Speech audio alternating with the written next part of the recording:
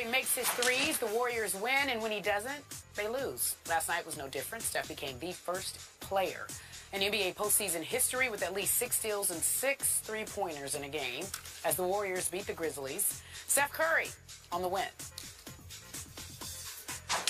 We play a very entertaining, high-octane style of basketball, but as long as we're not rushing, moving the basketball from side to side like we preach all year, we're going to make shots because of the flow and the rhythm of our possessions, and that's what's changed since game 2. The Warriors are now 7-0 this postseason when Curry makes at least 3 three-pointers, 0-2 when he doesn't. So here's the question, Stephen A.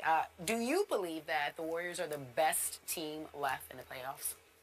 Yes, I do. I do believe they're the best team left in the playoffs for a bevy of reasons. Number one, Steph Curry, the reigning league MVP, has answered the call. He's answered the bell, and there should be no question marks about him. That Game 4 in Memphis was pivotal, and for him to show up the way that he did that night and drop 33 on them, I can't say enough about him.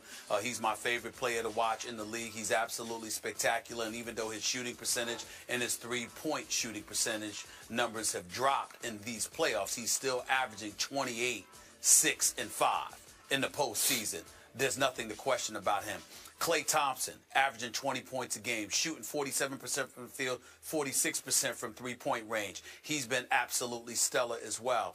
But I'm going to tell you what makes Golden State, Skip, the best team in the playoffs. It's not just their record. It's not just their talent. It's not just the exceptional coaching job that we have to give Steve Kerr credit for doing, along with Alvin Gentry, his lead assistant. But it's also health.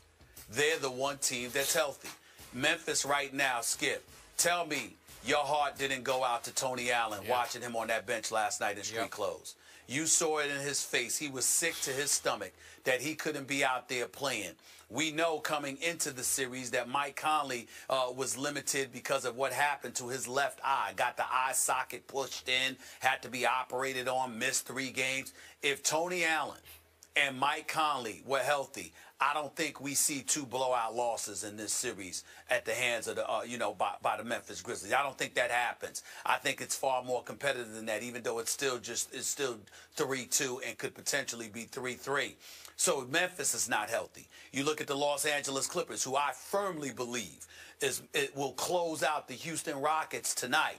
Chris Paul and his hamstring, plus their lack of depth, makes them a bit inferior to Golden State. Then we go to the Eastern Conference. Chicago has trouble scoring, so they wouldn't beat Golden State.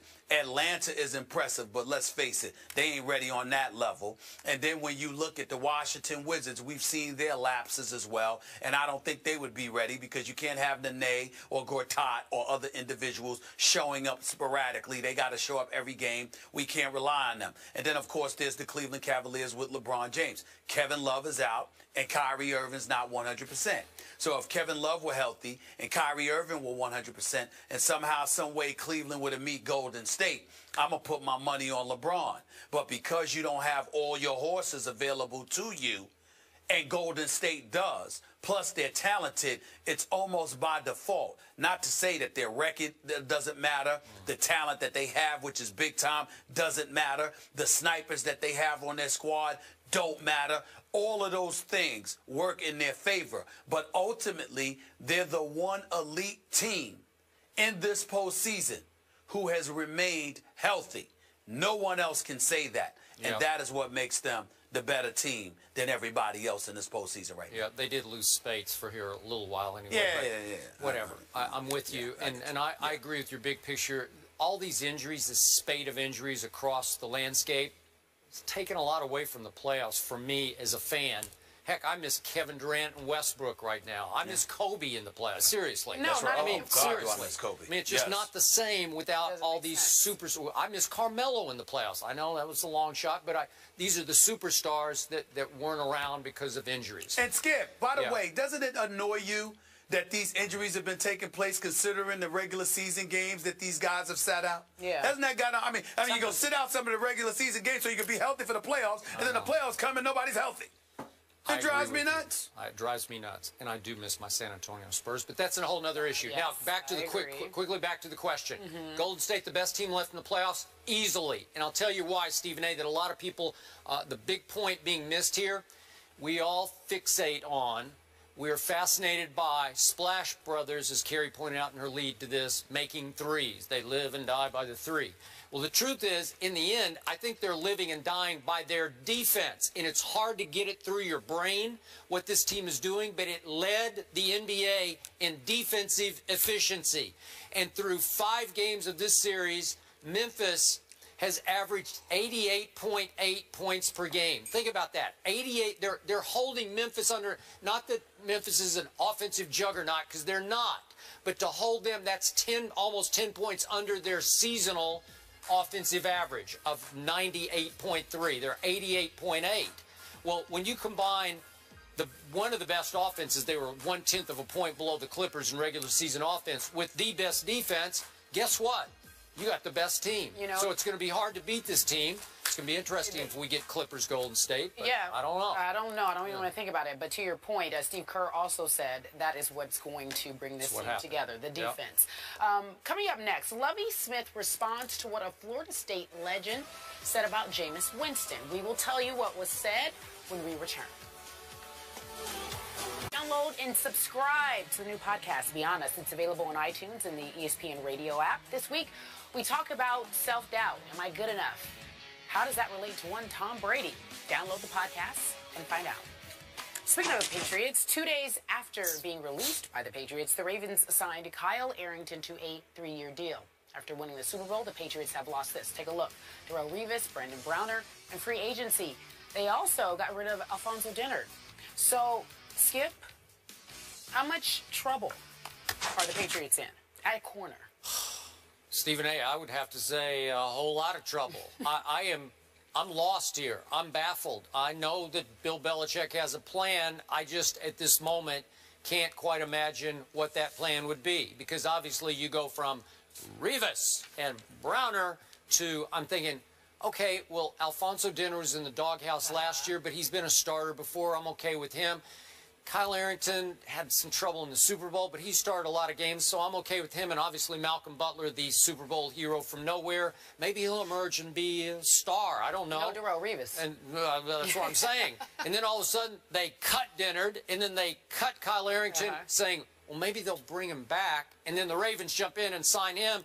And I'm thinking, okay, wait, now we're down to Malcolm Butler and Bradley Fletcher, the ex-Eagle, who got so torched by my Cowboys and Des Bryant that it forced you to wear a Tony Romo jersey. That's the guy. That's who's most responsible, Bradley Fletcher, for you wearing a Tony Romo jersey, and now he could be a starter for my New England Patriots.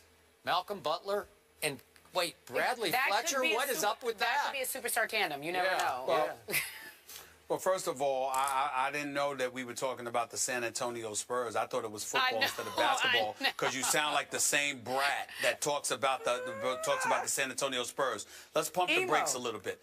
We understand that they lost Revis, they lost Browner, they lost Wilfork. We get all of that. Obviously, that's a big loss, and there's reasons to be concerned about their defense. But they still have Belichick, and we've got to believe that somehow, some way, he's going to find a way at least to keep them respectable. From the offensive side of the ball, they're returning practically everybody of significance. When you combine that with the fact that they were they scored the 4th most points in the NFL at over 29 points a game last year, I definitely think that's something to take into consideration. You still have Edelman, you still have Amendola, you still have Gronkowski, okay, you still have Blunt, you will have Brady, whether it be after 2 games, after 4 games, or all 16 games. We have yet to find out, but they'll be highly motivated. They're returning about 18 starters. So when I look at it from that perspective, Skip, if the only thing of concern I have for the Patriots is the fact that they took a shot at Hartline out of Miami. He signed elsewhere. They took a shot at Reggie Bush. He signed elsewhere. I forgot who else it was. I think Percy Harvin. He ended up going to Buffalo.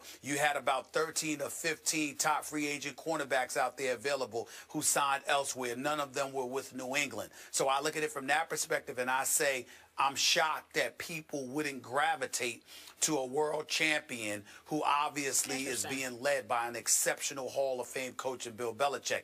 That's cause for concern. But outside of that, in the end, the nucleus of their team, for the most part, remains intact. To win a Super Bowl, maybe not. But to win the AFC East again, get back to the postseason, I don't think there's too much reason for concern in that regard. Oh, okay, I get it that they could win a lot of games 49-48, but you're omitting the fact that your biggest target on this show last year, Bradley Fletcher, could now be a starter for the New England Patriots defending championship I don't know if he was the biggest target. He was. Well, he was all well, over I agree him. with that, but it's a difference between playing for Chip Kelly and playing for Bill Belichick.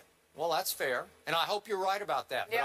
But I don't know. Maybe there's some ace in the hole we're not seeing. I'm sure Belichick has something going on. We've got to wrap the show. Stephen A., since you're in Chicago, the game is official tonight, so I'm assuming that we will all watch. Make sure that he's there.